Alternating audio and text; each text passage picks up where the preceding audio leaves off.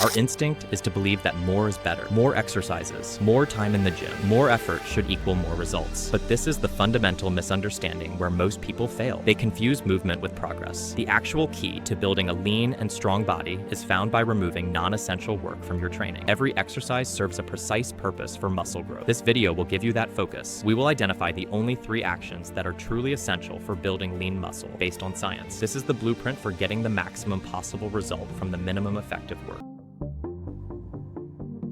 In science, there is a concept called the minimum effective dose.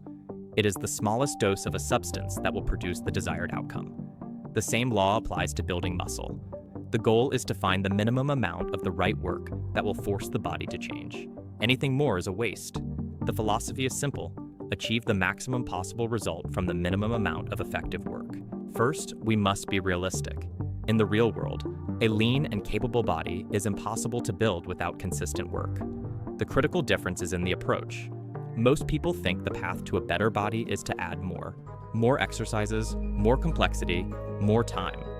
This is incorrect. The path is to subtract. It is to identify and eliminate every action that does not directly contribute to the goal of building lean muscle. Wasted effort is the enemy of progress. It leads to burnout and distracts from the few fundamental actions that actually force your body to change. Before we cover the 3 steps of the formula, you must accept this core idea. We are here to focus only on what is essential. Everything else is a waste of your time. The first essential action is not simply to train. It is to create a clear and undeniable reason for your body to grow stronger. Your body is an adaptive machine. It will only change when it is faced with a demand that is slightly greater than what it has previously handled. If you go to the gym and perform the same number of repetitions with the same weight every week, you have given your body no reason to adapt. You will stay the same. This is a simple law of cause and effect. To apply this, you need a tool. Your most important tool is not a piece of equipment. It is a logbook, a simple notebook, and a pen. You must track what you do, because what is not measured cannot be improved. Here is the first actionable tip. Write down your exercises, the weight or progression you used, and the number of repetitions you completed for each set. Don't take it as a suggestion. It's the necessary condition for moving forward. The second tip is to use a rep range. For your main exercises, choose a range, for example, 6 to 10 repetitions. Your goal is to get to the top of that range, 10 repetitions, for all of your sets with good form. Once you can do that, and only then, have you earned the right to increase the difficulty. You will add a small amount of weight or move to a harder body weight progression and start back at the bottom of the rep range, working your way up to 10 again. The first step, calculated progression, is the signal that tells your body to grow, but a signal is only a request. This second step is about providing the raw materials to fulfill that request. When you train, you create microscopic tears in your muscle fibers. The body repairs these tears, and in doing so, makes the muscle slightly bigger and stronger to handle future stress. The primary building block for this repair process is protein. Without a sufficient supply of protein, this rebuilding cannot happen efficiently. The signal from your workout is sent, but the materials never arrive. No growth occurs. This is a simple matter of resource management. To build something, you need materials. For building a lean and strong physique, the most critical material is protein. So, how much is required? The scientific research is clear. The optimal range for muscle growth is between 1.6 to 2.2 grams of protein per kilogram of your body weight per day. That is roughly 0.7 to 1.0 grams per pound. This number might seem abstract, so here are the actionable steps. First, you must know where you stand. For the next 3 days, use a simple app or a notebook to track how much protein you are currently eating. Most people will be surprised at how low their number is. This is not a long-term task. This is a short-term diagnostic to understand your starting point. Second, structure your meals correctly. The easiest way to hit your protein target is to anchor every meal with a primary protein source. This means that for breakfast, lunch, and dinner,